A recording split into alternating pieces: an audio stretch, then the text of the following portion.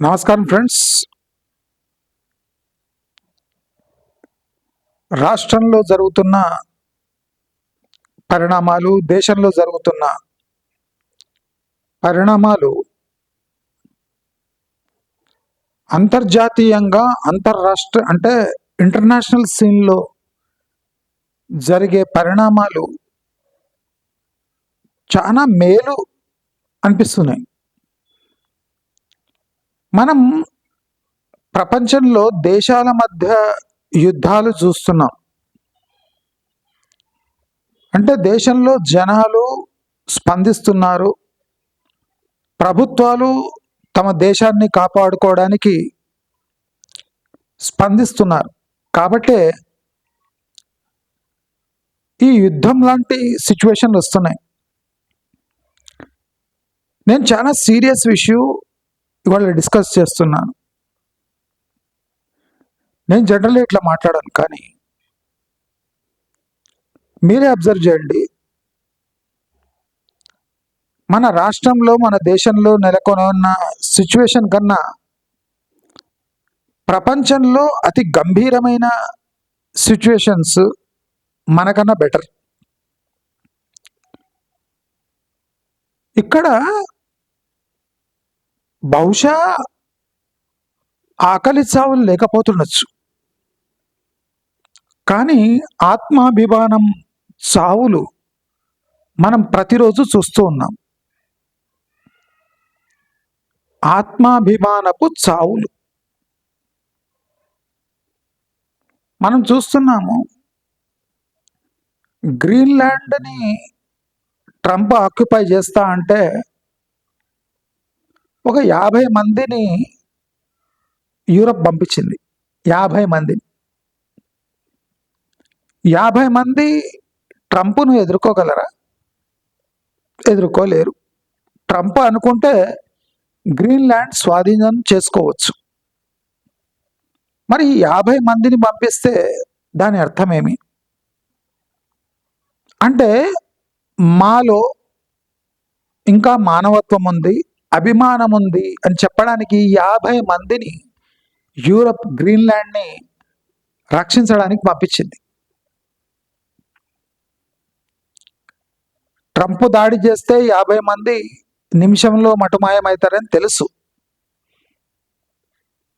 కానీ ఆత్మాభిమానం చంపుకోలేక ఇలాంటి చర్యలు చేస్తుంది గ్రీన్లాండ్.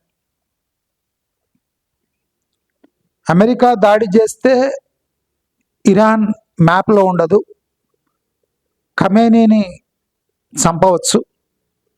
ఇజ్రాయెల్ మెరుపు దాడి చేసి ఇరాన్పై న్యూక్లియర్ బాంబు కూడా వేయచ్చు.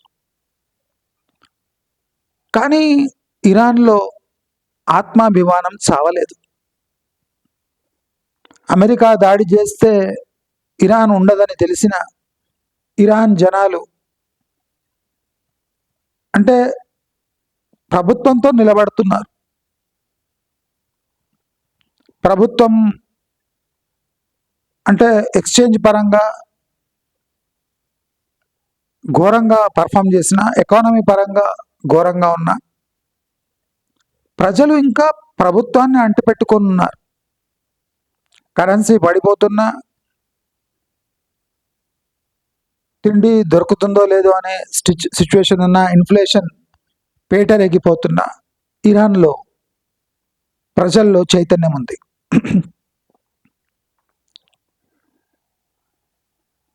కొన్ని 2 ఏళ్లుగా రష్యా యుక్రెయిన్పై దాడి చేస్తూనే ఉంది.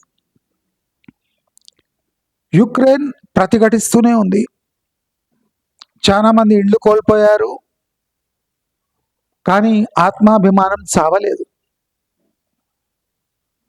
ఇవాళ సీన్ కట్ చేస్తే యుక్రెయిన్ రష్యా ఒక సీక్రెట్ ఒప్పందం చేసుకొని టెంపరరీ సీజ్ ఫైర్ అమల్లోకి తెచ్చారు. అంటే ప్రపంచవ్యాప్తంగా ప్రభుత్వాలు కాదు, దేశాలు ఉంటాయో పోతాయో అనే సిచ్యువేషన్లో ఉన్నప్పుడు కూడా ప్రజలు స్పందించి తమ దేశ ఔన్నత్యాన్ని కాపాడుకుంటున్నారు. మనం మన రాష్ట్రానికి వద్దాం. కొన్ని రోజులుగా జరుగుతున్న పరిణామాలు చూస్తే మీ ఓటుకు ఉన్న విలువ ఏమిటో ఈజీగా తెలిసిపోతుండొచ్చు. తెరపై జరుగుతున్నది ఏమిటి, తెర వెనక మన ఓటు హక్కును మనని వినియోగింపజేసి వాళ్ళు ఆడుతున్న నాటకమేమి అంటే దీనికన్నా దౌర్భాగ్యమైన ప్రభుత్వాలు మనకు దొరకవు అనిపిస్తుంది. స్పీచ్లతో, బహిరంగ సభలతో ప్రజలను మభ్యపెట్టి ఓటు వేసే టైంకి చేతిలో 1000 రూపాయలు 2000 పెట్టి వాళ్ళు మన సంపదని ఒక 20-25 ఏళ్ళు దోచుకునే ప్లాన్ వేస్తున్నారు. అంటే దానికి తెరపైన విచిత్రమైన నాటకాలు ఆడుతున్నారు. మనం అబ్జర్వ్ చేస్తే రీసెంట్గా ఒక మంత్రిపై వచ్చిన ఆరోపణలు, ఐఏఎస్ సంఘాలు ఆబ్జెక్షన్ చెప్పటము, ఒక సిట్ ఏర్పాటు చేయటము.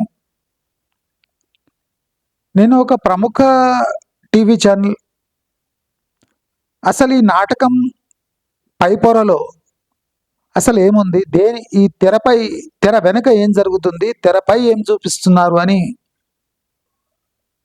కొత్త పలుకులో చెప్పిన ఎడిటర్ కమ్ ఓనర్ అంటే మనతో ఘోరమైన మోసం జరుగుతుంది. మనమేమో ఇంకా హైదరాబాద్ గ్రోత్ స్టోరీని పచ్చిగా నమ్ముతున్నాం. నేను మీకు చెప్తూనే ఉన్నా, రాబోయే 3 ఏళ్ళు తెలంగాణ రియల్ ఎస్టేట్కి, తెలంగాణ ఎకానమీకి దరిద్రం పట్టుకుంటుందని చెప్తూనే ఉన్నా. మీరు ఇంకా గూగుల్, మైక్రోసాఫ్ట్ పెట్టుబడులు, ఫ్యూచర్ సిటీలో జరిగిన గ్లోబల్ సమిట్ అంటే ఎంత ఇమ్మెచ్యూర్ అండ్ ఇల్లిటరేట్ ఉన్నామంటే గంట కొట్టి చెవులో టంగు టంగు అంటున్న నిద్రలేని బతుకులు మనవి. పైన వివాదం చూస్తే ఎంత చిల్లరగా అనిపిస్తుందో లోపల వ్యవహారం అంత పెద్దదిగా ఉంది. అంటే ఇవాళ ఆ ప్రముఖ తెలుగు ఛానల్ యొక్క ఎడిటర్ ఆ కొత్త పలుకులో అంటే పాత పలుకులో ఏం పలుకులో దాంట్లో చెప్పిన నిజాలు ఒక 80% సత్యమే అనుకుందాం, 20% కల్పితం అనుకున్నాం. 80% నిజం మన జీవితాన్ని 100% నష్టపరిచేటట్టుంది. ఈ బొగ్గు నిల్వల కోసం కొట్లాట ఒక మంత్రి యొక్క అంటే ఆయన ప్రేమ వ్యవహారంలా చిత్రీకరించగలుగుతున్నారంటే వీళ్ళ నైతికత, వీళ్ళ డెమోక్రసీ పట్ల ఉన్న విశ్వాసము, వీళ్ళు ప్రజల పట్ల ఉన్న నిష్ఠ ఎంత దరిద్రంగా ఉందో మనకందరికీ తెలుస్తుంది. వీళ్ళు మన రాష్ట్రాన్ని 3 ఏళ్ళు పాలించి ఏదో సాధిస్తారట. మీరందరూ నమ్ముతారా? లాస్ట్ 9 ఏళ్ళు ఒక తాగుబోతు పాలిచ్చాడు. అంటే మత్తులో జోగుతూ ఒక రాష్ట్రాన్ని అంటే తన కాళ్లపై తను నిలబడకుండా చేసిన వ్యక్తి. అంటే మన ఓటు పవరు ఎంత చీపుగా తయారైందో. మనం ఒక తాగుబోతుకు ఓటేసాము, 9 ఏళ్ళు పాలిచ్చి ఇవాళ ఏం తెలియనట్టు, అసలు ఏమీ అంటే వింతగా చూస్తున్న వ్యక్తి మనం ఏమనాలి? ఛానళ్ళనే బ్యాన్ చేసి తన అక్కసు తీర్చుకున్న వ్యక్తి వాళ్ళ రిపోర్టర్ స్వేచ్ఛ గురించి మాట్లాడుతున్నాడు. ఇదే వ్యక్తి 9 ఏళ్ళు ప్రెస్ కాన్ఫరెన్స్ పెట్టి ఒక రిపోర్టర్ను కూడా మాట్లాడనీయకుండా చేసి ఎక్కడి నుంచి వచ్చినావు, ఏ న్యూస్ పేపర్ నువ్వు, ఏటీవీ నువ్వు, ఏందా, ఏంది, ఏమడదలుచుకున్నావు, నువ్వు ఎవరి తరఫున మాట్లాడుతున్నావు, కాంగ్రెస్ తరఫున మాట్లాడుతున్నావు, వాళ్ళు ఇన్ని పాలన నుంచి ఏం చేసిండ్రు, ఎవరు నువ్వు? ఇది రిపోర్టర్ని బెదిరించే తీరు.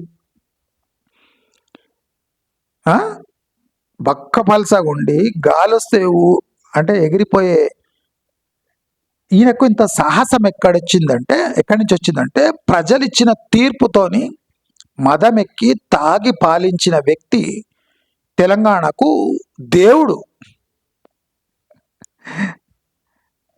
తాగి పాలించిన వ్యక్తి దేవుడు అయిపోయాడు. మళ్ళీ అలాంటి తాగుపోతే మళ్ళీ దేవుడి రూపంలో రావాలని మనం కోరుకుంటున్నాం. ఎంత దౌర్భాగ్యమైన రాష్ట్రం అనిపిస్తుంది.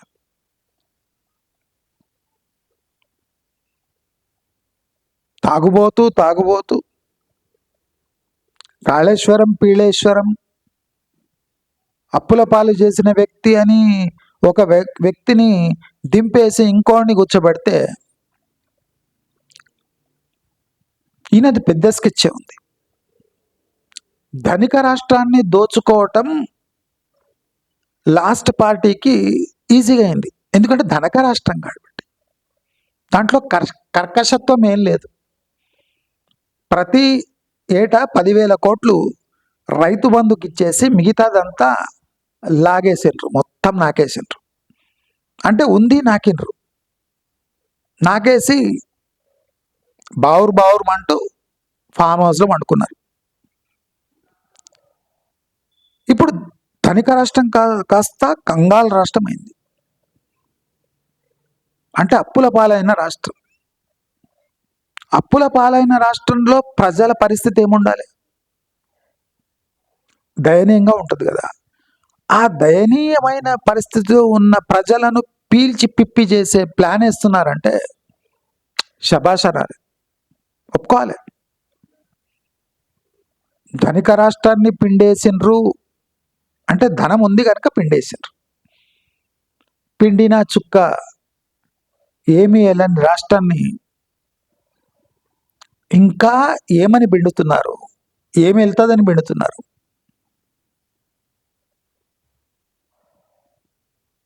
ఏముంది కనుక ఇంకా ఆశ పెట్టుకున్నారు. అంటే భూమిపై ఉన్నవంతా సమాప్తమైపోయింది. లోపల పోయింది. ఇప్పుడు భూమిని అమ్ముకోవడం ఒక ఆర్ట్ అయితే ఇప్పుడు భూమి లోపల పోయినరు. మైన్స్ పైన పండించే రైతు పని అయిపోయింది. రైతు బంధు ఇచ్చేసి పైన పండించే పంటకు గిట్టుబాటు ధర ఇవ్వకుండా ఇన్పుట్ సబ్సిడీ ఇచ్చి జరిపేసారు. 10,000 కోట్లు, 12,000 కోట్లు.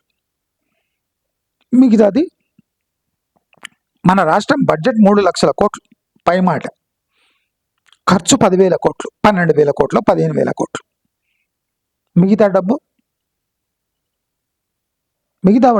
డబ్బు ఏమంటే జీతాలకు ఇంట్రెస్ట్కి కడుతున్నాడట. గత ప్రభుత్వం భూమిని నమ్ముకొని ఖజానాను కొల్లగొట్టి ప్రాజెక్టుల పేరుతో లక్షల కోట్లు దండుకొని దిగిపోతే ఇప్పుడు ఈ భూమిని అమ్ముకొని భూమి లోపల చేసి ఆ ఖనిజాలను తీసే పనిలో ఉన్నారు. అంటే ఈ టర్మ్ ఎండ్ అయ్యే వరకు పైన ఏముండదు, లోపల ఏముండదు.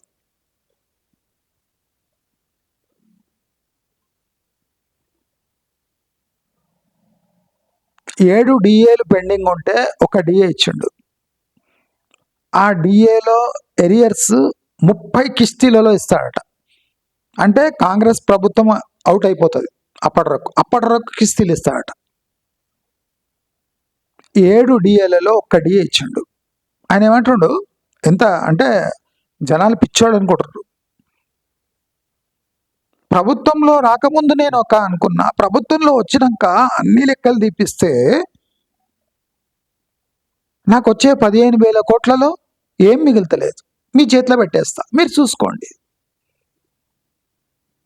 నేను 1 తారీఖు మీ జీతాలు ఇస్తున్నా. జీతము అంటే ఏమి? పాత డిఏలు కలిపితే అది జీతము. 7 డిఏలు ఇవ్వకుండా జీతం ఇస్తుంటే అది ముష్టి, అది అన్యాయం. ముష్టికి జీతానికి తేడా తెలియని జనాలు మన తెలంగాణలో బతుకుతున్నారంటే, ఒక డిఏ కిస్తీ 30 ఇన్స్టాల్మెంట్లలో. ఆ డిఏ ఎప్పటిది? 2023లో ఇవ్వాల్సిన డిఏ ఇప్పుడు ఇచ్చి దాని కిస్తీలు 30 వాయిదాల్లో ఇస్తాడట. 100 కోట్లు పెట్టి గ్లోబల్ సమిట్ పెట్టేసిండు. వేలాది ఎంప్లాయీస్ రిటైర్ 2 ఏళ్లలో అవుతుంటే వాళ్ళకు నయా పైసా చెల్లిస్తలేడు. కానీ 1 తారీఖు జీతం ఇవ్వడం అది ఒక ఘనంగా చెప్పుకోవాలి, మనం అదృష్టంగా భావించాలి. మన ఓటు తీసుకొని మనకు 1వ తారీఖు జీతం ఇస్తే అది పెద్ద అదృష్టంగా భావించాలి. భావించి వీళ్ళు ఖనిజాలు దోచుకుంటున్నా, భూములు అమ్మేసుకుంటున్నా, కోట్లు వేసి 100 కోట్లు వేసి ఒక టెంట్ వేసి 2 నెలలకు 2 రోజులకు ఆ టెంట్ బీకేస్తున్నా, దాన్ని గ్లోబల్ సమిట్ అని పేరు పెడుతున్నా, మనం చప్పట్లు కొట్టాలి. ఇలాంటి ప్రభుత్వాలు ఉంటే మన రియల్ ఎస్టేట్ బూమ్ అవుతుంది.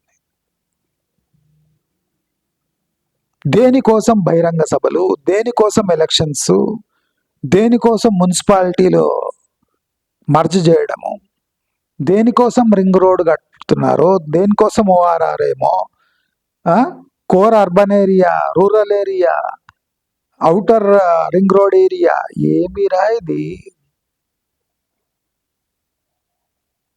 పలకరాని అంటే తాను ఏమి చెప్తున్నాడో, తాను ఏమి అమెండ్మెంట్స్ చేస్తున్నాడో స్టేట్లో, దాన్ని పలకడానికి కూడా రాని మంత్రి మన మంత్రి.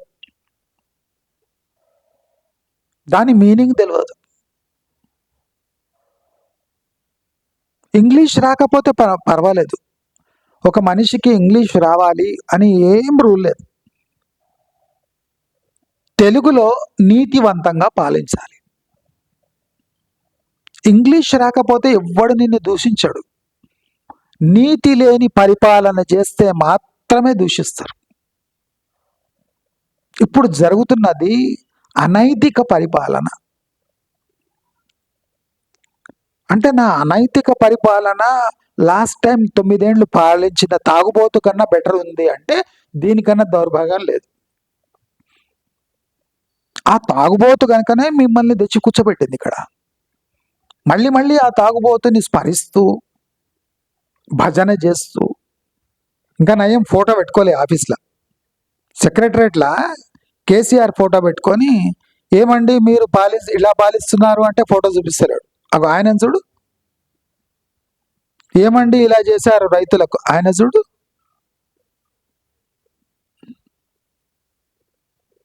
ఏమండి భూధరలు ఇలా పెంచుతున్నాడు, ఆయన చూడు.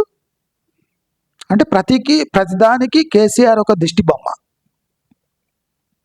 ఆయన దింపేసినాం కదా, నీవే చెప్తున్నావు కదా.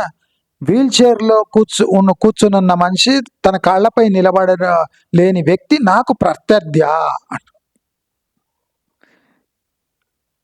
అంటే వీల్ చైర్లో ఉన్న మనిషి, నిలబడలేని మనిషిని నువ్వు మళ్ళీ స్మరించుకుంటున్నావంటే నువ్వు ఆయన కన్నా వీకు, నువ్వు ఎప్పుడు ఆయన భయం నీలో ఉంది.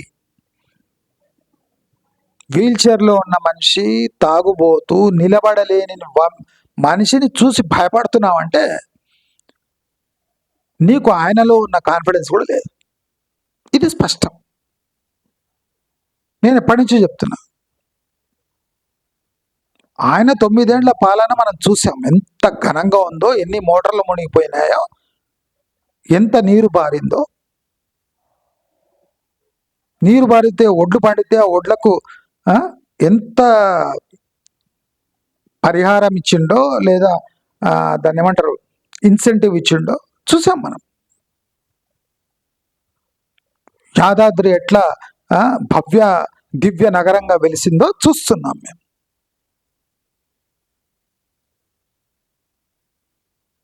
ఫార్మాసిటీ అని 13,000 ఎకరాలు ఎందుకు తీసుకున్నావో ఇప్పుడు అర్థమవుతుంది. నీవు చేయబోయే పని రేవంత్ రెడ్డి చేస్తున్నాడు. నీవు చేయబోయే పని రేవంత్ రెడ్డి అదే పని చేస్తున్నాడు. నీవు దాన్ని ఫార్మాసిటీ అన్నావు, దీని ఫ్యూచర్ సిటీ అంటున్నాడు, అంతే తేడా. నీవు జగన్తో కుమ్మక్కైతే ఈయన చంద్రబాబు నాయుడుతో కుమ్మక్కవుతున్నాడు. ఈ కుమ్మక్కు కావటం ఎందుకు? మీరు కుమ్మక్కు కావాలని మేము ఓటేసామా, పాలించమని ఓటేసామా? చంద్రబాబు నాయుడుతో కుమ్మక్కైతావు, కేసీఆర్తో కుమ్మక్కైతావు, బీజేపీతో కుమ్మక్కైతావు, సిపిఐతో కుమ్మక్కైతావు, సిపిఎంతో కుమ్మక్కైతావు. కాంగ్రెస్ పార్టీకి ఓటేస్తే శత జయంతి ఉత్సవాలు సిపిఐదో ఏదో జరిగితే అక్కడ పోయి నీవు ప్రసంగించడేంటి? నీ పార్టీ ఏది, వాళ్ళ పార్టీ ఏది? నీ ముష్టిపై బతికే పార్టీ సిపిఐ సిపిఎం. అంటే ఏ పార్టీ పవర్లో ఉంటే ఆ పార్టీ ముష్టిపై బతికే పార్టీలని. దాంతో కుమ్మక్క ఇవ్వటం ఏంటి?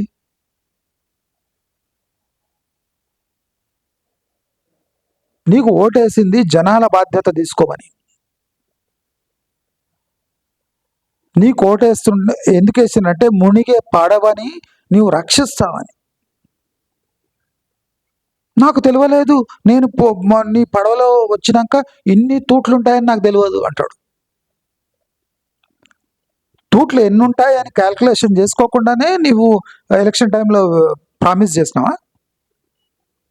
వాళ్ళని విమర్శించినావు కదా, విమర్శించే కన్నా ముందు ఆ పడవలో ఎన్ని తూట్లు ఉన్నాయని నీకు తెలియదా?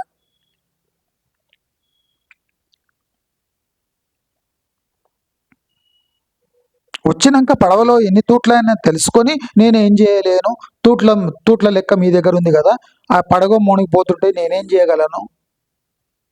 మరి నీవు ముఖ్యమంత్రి ఎందుకు?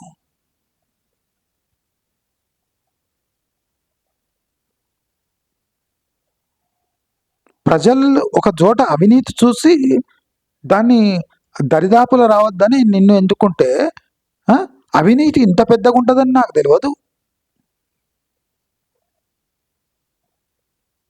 ఆయన అవినీతి కన్నా నా అవినీతి ఎంత అంటే ప్రతిదానికి ఆయన బూచి చూపి ఆయన దిష్టి బొమ్మ పెట్టి రేపు ఆయనలాగా ఖ్యాతి రావాలంటే నీవు కూడా తాగు, ఎవడొద్దంటాడు? తాగి పాలన చెయ్యి. నీవు కూడా ఇంకోటి కట్టు, అదేం కాళేశ్వరం కట్టు, ఇంకోటి అసెంబ్లీలో నువ్వు కూడా ఒక ప్రజెంటేషన్ ఇంకో 2,00,000 కోట్లు 2,00,000 కోట్లు పెట్టి ఇంకో పీలేశ్వరం కట్టు.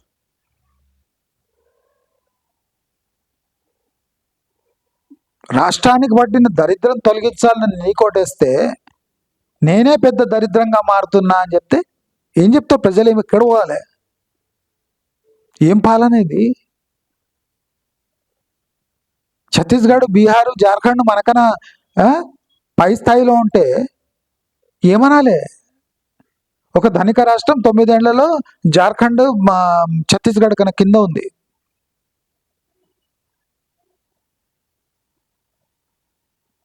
ఎంప్లాయ్మెంట్ ఇండెక్స్లో కొత్త రాష్ట్రమైన ఆంధ్రప్రదేశ్ వెనుక ఉంది. ఇది ఎలాంటి పరిపాలన?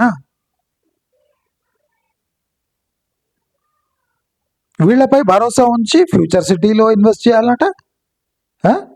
రేపు పెట్టుబడులు వస్తున్నాయంట వరదలాగా, దానికోసం ఘోర సంచులు కొనుక్కోవాలన్నట.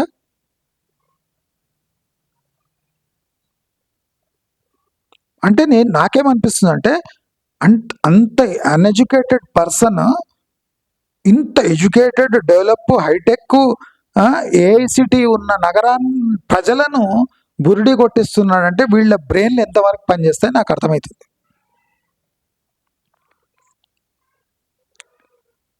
ఇంగ్లీష్ రాదు అంటే ఎవడు సిగ్గుపడతలేడు, ఇంగ్లీష్ రాకపోతే ఎవడు నిందిస్తలేడు. నీతి లేకపోతే నిందిస్తాడు. ఇంగ్లీష్ రాకపోతే వాడు నిందిస్తాడు. అందరికీ మోస్తారు ఇంగ్లీష్ వస్తుంది. మోస్తారు ఇంగ్లీష్తో భయం ఎవరికి లేదు.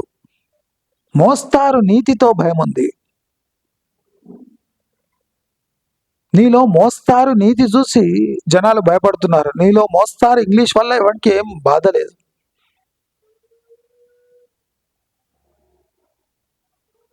రాష్ట్రంలో జీవిస్తున్నది ఎవరు? శ్వాస తీసుకున్నట్టున్నది ఉట్టి రైతులేనా?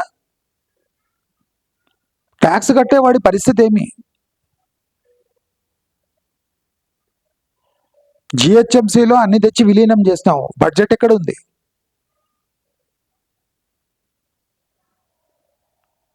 ఖర్చు లేని పరిపాలన అంటే ఏమి? అంటే డబ్బు ఖర్చు పెట్టకూడని పరిపాలన సాగుతుంది. ఫ్రీ బస్ రైడ్ అంటే అప్పుడప్పుడు డబ్బులు ఏమి ఇచ్చే అవసరం లేదు, ఎప్పుడైనా ఇవ్వచ్చు మెల్లగా కార్పొరేషన్కి. అది చావు బతుకుల్లో ఉంటే అప్పుడు ఇవ్వచ్చు. రైతు భరోసా అంటే భూములు అమ్ముకొని అన్నీ అమ్మేసి ప్రతి 6 నెలలకు ఒకసారి కిస్తీలు కట్టడం. ఇది పరిపాలన. కుళ్ళిపోతున్న మన మెట్రో రైల్ని రక్షించలేక, దాన్ని కొనుక్కోలేక, ఆ రిస్క్ను ట్రాన్స్ఫర్ చేయలేక ఆట ఆడుకుంటే అది ప్రభుత్వం యొక్క నీతి.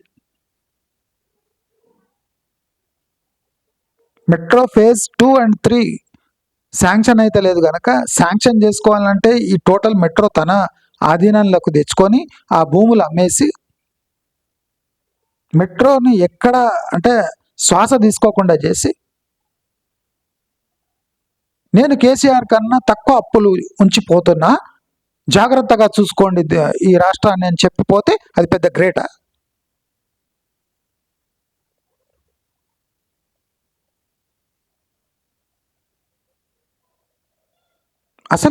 అసలు పర్ఫార్మెన్స్, ఒక గవర్నమెంట్ యొక్క పర్ఫార్మెన్స్ అంటే ఏమి? ఎవడు ప్రశ్నిస్తలేడు.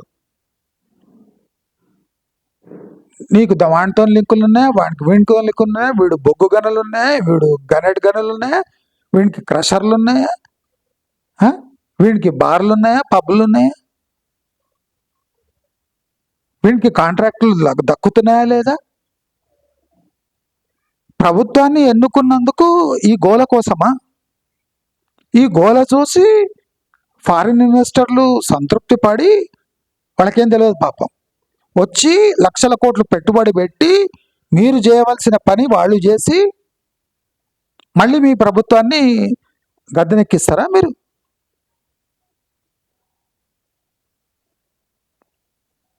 మీరు రాజ్యంలోకి వచ్చి 2.5 ఏళ్ళు గడుస్తుంటే ఇప్పుడు మీకు గుర్తుకొస్తుంది ప్రభుత్వం జాబ్స్ అందరికీ అందవు,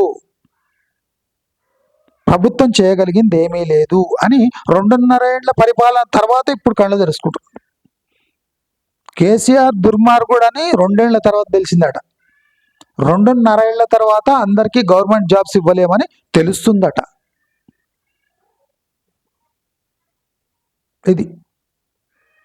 ఇది పరిపాలన తీరు. దీనికి బహిరంగ సభలు, ఒక చోట బహిరంగ సభ పెడుతుంటే ఒక చోట ప్రెస్ కాన్ఫరెన్స్ నడుస్తుంది. నా తప్పేమీ లేదు, నేను పరిశుద్ధాత్మను, నేను యేసు ప్రభు తమ్ముణ్ణి, నోటికొచ్చినట్టు వాగకని వీడంటాడు, నోటికొచ్చి వాగకని వాడంటాడు. ఇద్దరూ నోటికొచ్చినట్టు వాగుతున్నారా? ఈ వాగటం వల్ల ప్రజలకు ఏం లాభం? మీ కాంట్రాక్ట్ వ్యవహారాల్లో ప్రజలకు ఏం లబ్ధి చేకూరుతుంది? ఏం లేదు.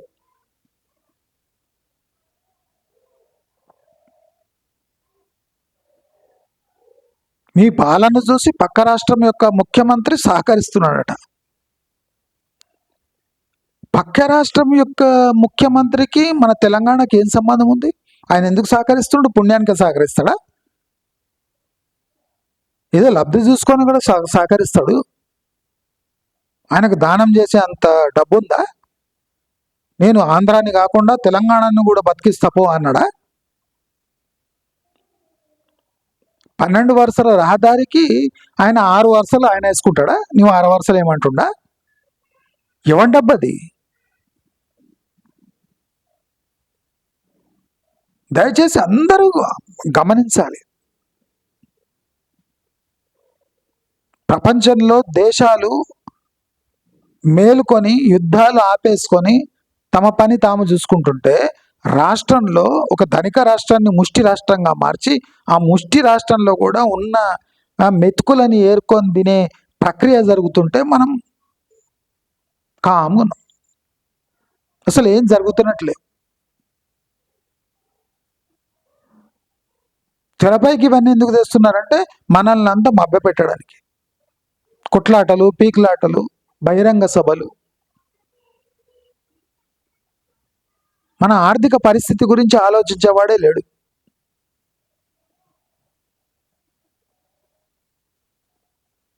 ఆర్థిక పరిస్థితి గురించి మనం ఆలోచించి లాభం లేదు. ఎందుకంటే ఆర్థిక పరిస్థితి గురించి ప్రభుత్వానికి ఇప్పుడు తెలిసింది, మనకెప్పుడు తెలుస్తుంది? 5 ఏళ్ళనికి తెలుస్తుంది ఈ ప్రభుత్వం ఏం చేసిందో అని.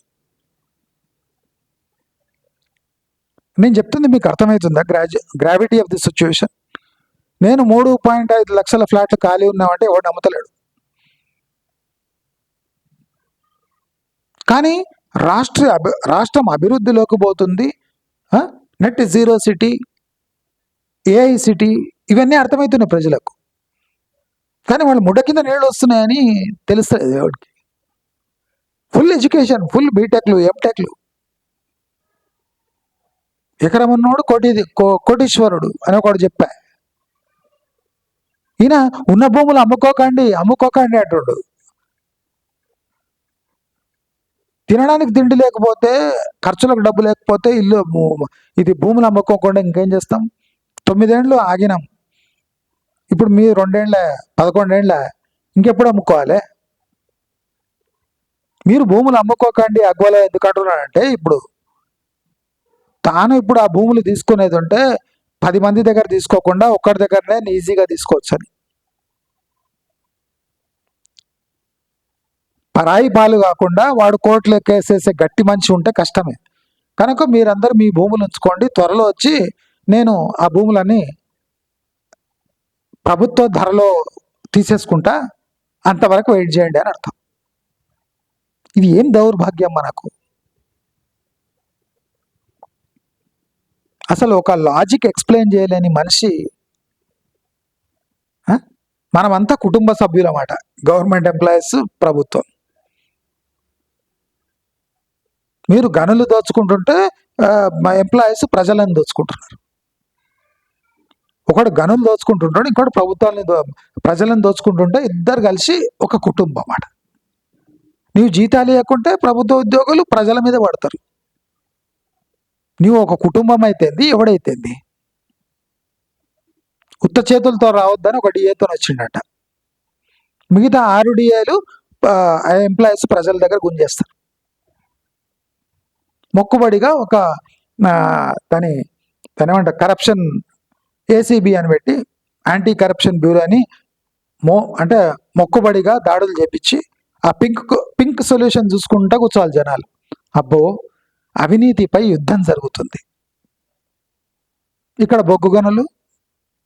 ఇప్పుడు ఎంప్లాయీస్ అంటారు, మాది పింక్ సొల్యూషన్ బాగుంది, వీళ్ళ పింక్ సొల్యూషన్ ఎప్పుడు తీస్తారు అంటున్నారు. అవునా కదా? మా పింక్ సొల్యూషన్ ఈజీగా పెట్టిండ్రు, మీరు బాటలు చూపించిండ్రు, ఫోటోలు తీసిండ్రు. మళ్ళీ వీళ్ళ పింక్ సొల్యూషన్ బహిరంగంగా జరుగుతుంది కదా, మళ్ళీ దాని కథ ఏమంటే ఇప్పుడు జాబ్ ఏముంది? మీ కుటుంబ సభ్యులు అంతా కలిసి స్టేట్ని నాకేస్తుండ్రు. 11 ఏళ్ల తర్వాత కూడా రైతు కరెక్ట్ ధర వచ్చి దాని భూములు అమ్ముకోలేని పరిస్థితి ఇప్పుడు కూడా ఉంది. మీ ఊహా చిత్రాలకు 70 లక్షలని పెట్టిండ్రు కదా ఎకరము. మరి ఇప్పుడు 20 లక్షలకు కూడా రైతు అమ్ముకోలేకపోతుందంటే మిగతా 50-60 లక్షలు ఎక్కడ పోయినాయి? గాలిలో కలిసిపోయినాయా? మీ అభివృద్ధి 50-60 లక్షలు ఒక ఎకరానికి గాలిలో కలిసిపోయిందా? పోనీ వడ్లేస్తే దానికి సరైన ధర వస్తుందా అంటే రాదు. ఎందుకంటే అమెరికా బియ్యం తీసుకుంటలేదు, ఇంకా రేట్లు తగ్గొస్తాయి ఈసారి. అంటే ఎంఎస్పి కన్నా తక్కువ ఇస్తారు దళారులు. ఏం చేస్తారు అప్పుడు? నీళ్లు తీసుకొని ఏం చేయాలి? నీళ్లు గడ్డి బండి చేయడం తప్ప దేనికి పనికిరాదు. ఒడ్లు పండిస్తే రేట్లు రావు. ప్రపంచ దేశాలు మన బియ్యం తీసుకోకపోతే టారిఫ్లు పెడితే నీ ఒడ్లు ఎవరు తింటాడు? ఎంత తినాలి మన రాష్ట్రంలో? మీకు అంత అర్థమవుతుందా నేను చెప్పేది? దీనికి మన రాష్ట్రం కన్నా ప్రపంచంలో ఉన్న దేశాలు నయం. కొట్టుక చచ్చుకుంటా సడన్గా రియలైజ్ అయ్యి వద్దు, ఇప్పుడు వద్దు, కొద్దిగా ఆగదాం. అమెరికా దాడి చేస్తూ చేస్తూ ఇరాన్పై ఆగిపోయింది. చేస్తుండొచ్చు, రేపేలు ఉండొచ్చు, సడన్గా సర్ప్రైజ్ ఇస్తుండొచ్చు, కానీ ఎక్కువ టైం కొనసాగదు అది. రష్యా యుక్రెయిన్ దాదాపు సయోధ్యకు వచ్చినాయి.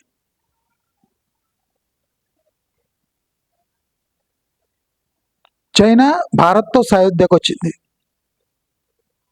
కానీ మనకు ప్రభుత్వానికి సయోధ్య అంటే కుదిరినట్టే ఉండి వాళ్ళ తరఫు నుంచి మనకి ఏం లభిస్తలేదు. ఇదే అంటే సయోధ్యగా ఉంటాం మన 5 ఏళ్ళు, ఎలాంటి ప్రాబ్లం లేకుండా. మీ కోల్ మైన్స్ మీకు, ప్రభుత్వ ఉద్యోగుల లంచాలు వాళ్లకు, మాకో సంవత్సరానికో రైతు బంధు, 2 రైతు బంధులు అయిపోయి దుకాన్ బంద్. 5 ఏళ్ల తర్వాత నీ ఏడిపోయినాలే, ఇంకోడు వచ్చి నీపై ఆరోపణలు చేసి వాడు గెలుస్తాడు, వాడు ఒక 5 ఏళ్ళు ఏడుస్తాడు. మీ ఇద్దరు చేసిన బొక్కలను వాళ్ళు వివరిస్తారు. ఆ బొక్కలు చూసుకుంటా మన రాష్ట్రం వాళ్ళు కూర్చోవాలి. తెలంగాణ రాష్ట్రం ప్రజలు ఏం చేయాలంటే వాడు పెట్టిన బొక్కలు వీడు పెట్టిన బొక్కలు పూడ్చుకుంటూ కూర్చోవలసిన దుస్థితి ఏర్పడ్డది. కాబట్టి పెట్టుబడులు, రాష్ట్రం అభివృద్ధి ఇదంతా మాటలు తప్ప ఏం లేదు. ఇంకో 3 ఏళ్ళు టైంపాస్, తర్వాత మళ్ళా బొక్కలు మనమే పూడ్చుకోవాలి తప్ప ఎవ్వరు పూడవరు అని స్పష్టంగా తెలియజేసుకుంటూ, మీరు ఇన్వెస్ట్మెంట్స్ అని, రాష్ట్రంలో భూమిపై పెట్టుబడి పెడితే బంగారం అని, rent calculations, average growth calculations, ఇవన్నీ ఒక నార్మల్ సిచ్యువేషన్లో ఉన్న రాష్ట్రంలో చేస్తారు. ఇక్కడ అన్టోల్డ్ ఎమర్జెన్సీ, అసలు ఎవరు పాలిస్తున్నారు, ఎట్లా పాలిస్తున్నారు, ఎందుకు పాలిస్తున్నారు కూడా తెలియని దుస్థితి మనకు నెలకొంది. కనుక మనం అందరం మన పెట్టుబడులు, మనం ఎర్న్ చేస్తున్న ఇన్కమ్ని సురక్షితంగా ఉంచుకోండి. నేను ఎప్పుడూ చెప్తున్నా, you should remain in cash. ఇప్పుడు ప్రపంచం శాంతిస్తుంటే గోల్డ్, సిల్వర్ కూడా పడుతుంది, అనూహ్యంగా పడుతుంది. జాగ్రత్తగా ఉండాలి. మనకేదో గ్లోబల్ అవుట్లుక్ తెలిసినట్టు వ్యవహరించవద్దు. మనం రాష్ట్రంలో ఏమవుతుందో తెలుస్తలేదు, మనం ప్రపంచం గురించి ఆలోచిస్తాం. ప్రపంచం తన గురించి తాను ఆలోచించుకుంటుంది, కేవలం మన గురించి ఆలోచించుకుంటలే, ప్రపంచం గురించి ఆలోచిస్తాం. మన పుట్టి మునిగిపోతుంది. ఇదంతా అంటే ఇలాంటి పరిణామాలు కళ్ళ ముందు జరుగుతున్న, స్పందించలేని దుస్థితిలో ఉన్న, వివేకం ఉండి బీటెక్లు ఎంటెక్లు చదువుకునే సమాజం ఇంత దుస్థితిలో ఉంది అని నేను చెప్పవలసి వస్తుంది. అంటే దీనికన్నా దౌర్భాగ్యమైన సిచ్యువేషన్ ఏమీ ఉండదు అని అందరికీ విజ్ఞప్తి చేస్తూ, 3 ఏళ్ల వరకు మీరు జాగ్రత్తగా ఉండండి, క్యాష్లో ఉండండి. ఎప్పుడైనా ఈ క్యాష్ మీకు అంటే మిమ్మల్ని రక్షించేది క్యాషే. ఇప్పటి నుంచి మిమ్మల్ని రక్షించేది లిక్విడ్ క్యాష్. జాగ్రత్తగా ఉండండి అని హెచ్చరిస్తూ, బెస్ట్ ఆఫ్ లక్.